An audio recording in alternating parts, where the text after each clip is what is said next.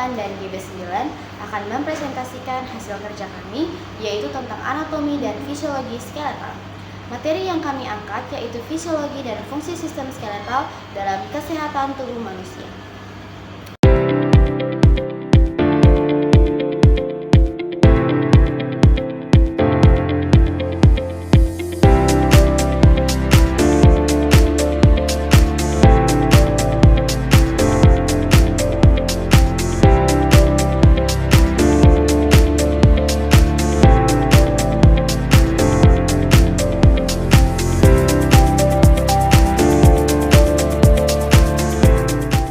Baik, di sini saya akan menjelaskan tentang fungsi sistem skeletal atau sistem rangka. Satu, memberi bentuk dan postur tubuh. Tulang adalah kerangka utama tubuh manusia. Tanpa tulang, tubuh hanya terdiri dari jaringan lunak yang tidak bisa tegak. Tulang juga menentukan tinggi badan, bentuk wajah, dan proporsi tubuh. Kemudian, postur tubuh ada yang tegak, bungkuk, dan sebagainya. Sangat dipengaruhi oleh kekuatan dan kelenturan sistem skeletal. Kemudian yang kedua, ada melindungi organ vital, di mana tulang membentuk pelindung keras untuk organ-organ penting agar tidak mudah rusak jika terkena benturan.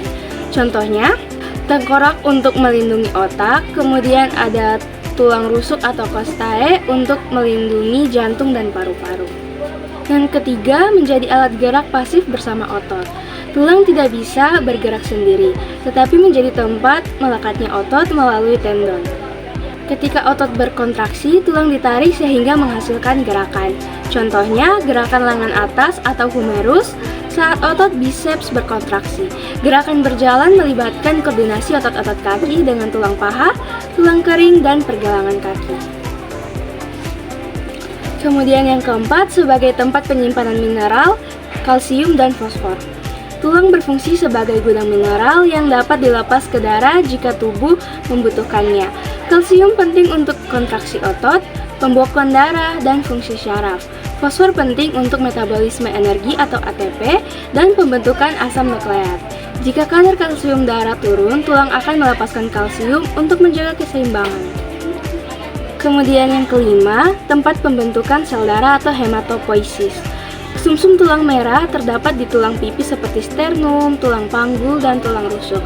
Memproduksi satu, sel darah merah atau eritrosit sebagai pembawa oksigen.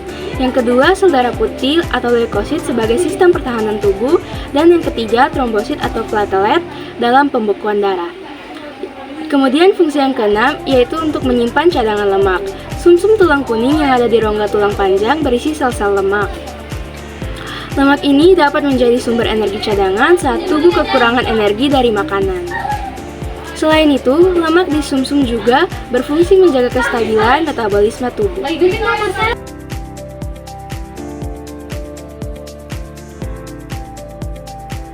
Nah, berikut penjelasan yang akan saya jelaskan tentang jenis-jenis tulang pada tubuh manusia.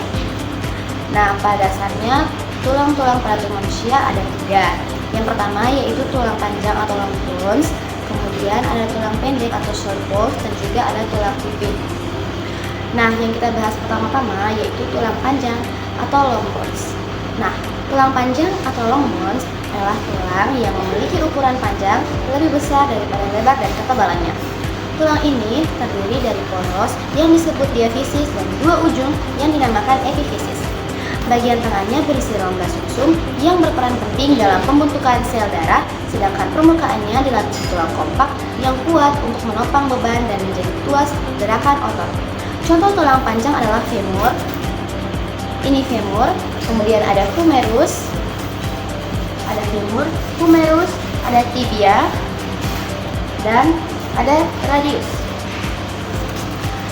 Kemudian ada juga tulang pendek atau short bones. Nah, tulang pendek atau short bones ini adalah bentuk tulang yang memiliki bentuk hampir kubus dengan panjang, lebar, dan ketebalan hampir sama. Struktur utamanya terdiri dari tulang spons yang dilapisi oleh tulang kompak tipis. Tulang pendek berfungsi memberikan stabilitas sekaligus memungkinkan sedikit gerakan sehingga banyak ditemukan pada bagian tubuh yang menerima tekanan dan membutuhkan fleksibilitas seperti pada tulang karpal di pergelangan tangan, dan tulang tarsal di pergelangan kaki. Dan yang terakhir ada tulang pipi atau flat bones. Nah, tulang pipi atau flat bones ini ditandai dengan bentuk tipis, lebar, dan relatif datar. Tulang ini tersusun atas dua lapisan tulang kompak yang di tengahnya terdapat lapisan tulang spons yang disebut diplom. Fungsinya adalah melindungi organ vital serta menjadi tempat luas untuk perlekatan otot. Contoh tulang pipi termasuk tulang tengkorak, ini dia, parietal dan frontal depan dan belakang, sternum, scapula, dan tulang rusuk. Oke, selanjutnya kita akan membahas bagian struktur tulang dan peran pentingnya dalam kesehatan dan keseimbangan tubuh. Jadi nanti saya akan menjelaskan 4 poin utama. Yang pertama itu ada komponen struktur tulang, kemudian ada fungsi sumsum tulang, ketiga pengaruh hormon pada tulang, dan terakhir adalah peran osteoblast dan osteoklas. Baik, kita masuk dalam poin pertama yaitu komponen struktur tulang.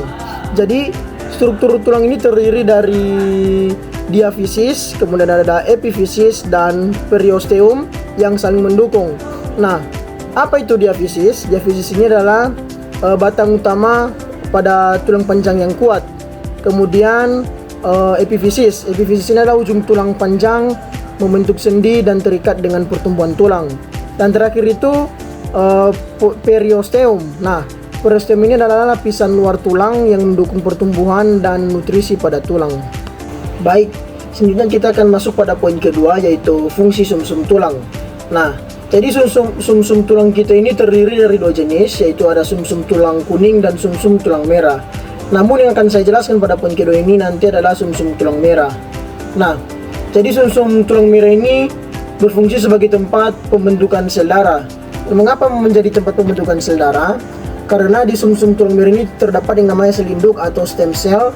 Kemudian dia ini akan berkembang menjadi berbagai jenis sel darah, seperti sel darah merah atau eritrosit, kemudian ada sel darah putih atau leukosit, dan terakhir adalah keping darah yaitu trombosit.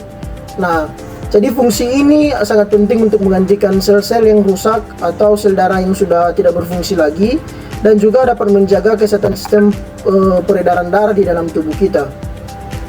Baik, selanjutnya kita masuk pada poin ketiga yaitu fungsi hormon pada tulang. Jadi ada 2 hormon yang akan saya jelaskan, yaitu ada hormon paratohormon, yang dimana paratohormon ini adalah hormon yang meningkatkan kadar kalsium darah dengan merangsang pelepasan kalsium dari tulang ke darah melalui aktivitas atau proses dari sel osteoklas yang memecah tulang.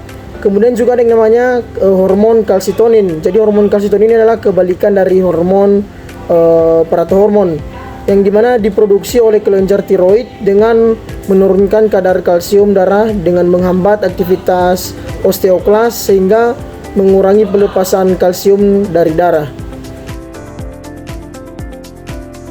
Berikut adalah penjelasan tentang sel-sel tulang, di mana sel-sel tulang tersebut dibagi menjadi 3, yaitu osteoblast, osteosit, dan osteoklas. Yang pertama, osteoblast. Osteoblast adalah sel pembentuk tulang baru yang bertanggung jawab untuk sintesis matriks tulang dan mineralisasi tulang. Mereka menghasilkan protein dan molekul yang diperlukan untuk pembentukan tulang sehingga berperan penting dalam pertumbuhan dan perkembangan tulang. Yang kedua adalah osteosit. Osteosit adalah sel tulang dewasa yang mempertahankan jaringan tulang dan berperan penting dalam pemeliharaan dan pengaturan homeostasis tulang. Mereka dapat berkomunikasi dengan osteoblast dan osteoklas untuk mengatur proses modeling tulang, sehingga membantu menjaga kesehatan dan kekuatan tulang.